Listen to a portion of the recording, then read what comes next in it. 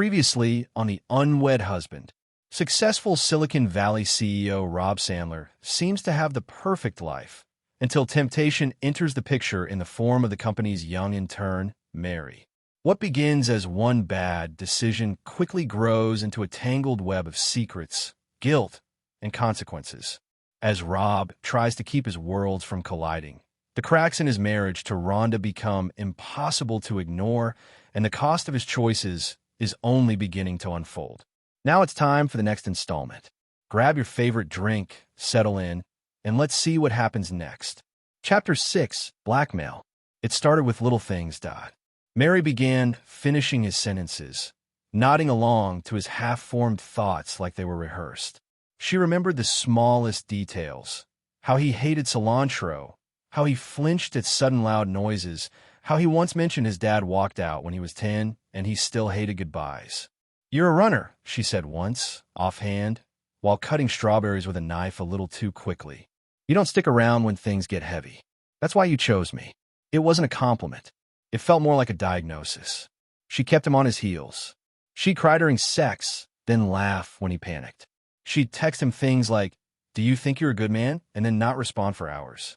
Once, she brought home a bottle of wine and said, "It's called The Lie." Thought it was poetic. She toasted his secrets.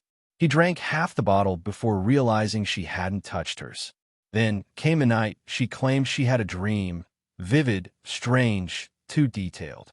"You left her. Moved in with me. We got a cat named Victory and a little fixer-upper in Carmel. You look so happy, like a man who finally made the right decision." She leaned in, eyes wide and glassy. "Dreams are premonitions, Rob. Did you know that? It's your subconscious making choices before you do." He laughed, uncomfortably. "Yeah, well, my subconscious better check the mortgage rates first." But later, when he got home, he Googled cat lifespan and homes in Carmel like a man possessed. He even imagined Victory curled at his feet. It scared him more than Mary's dream did. The next week, she left a framed photo on his desk at the office. It was them, at some street fair she'd dragged him to weeks ago. They were holding matching lemonade cups. He hadn't even realized anyone took a picture. The frame was pink and glittery, and on the back was a note. "Start getting used to this view." He shoved it in a drawer, but every time he opened it, the photo seemed to have shifted, like her smile was wider, or his eyes were darker, like it was watching him. By now, Rob wasn't just lying to Rhonda. He was lying to himself. Mary had burrowed in, like a weed, like a melody he couldn't stop humming. He told himself he was in control, that he could walk away anytime. But that was another lie, and this one, unlike Mary, was starting to haunt him. It came in an envelope. No return address. Just his name in looping, girlish handwriting that made his stomach turn. Inside was a single sheet of paper, pale pink, and scented faintly like sugar and doom. At the top, bold and underlined. "Congratulations, Daddy." Rob's vision tunneled.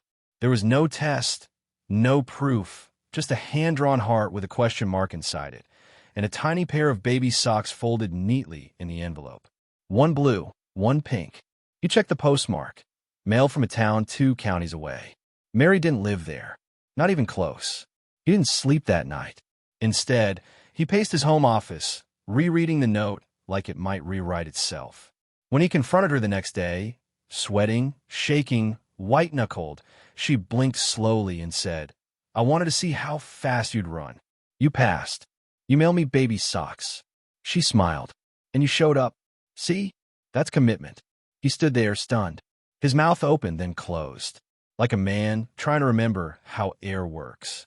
Mary laughed and draped her arms around his neck like a boa constrictor in lipstick. "Relax. You're not going to be a daddy, unless you want to be. Yet." She kissed his cheek.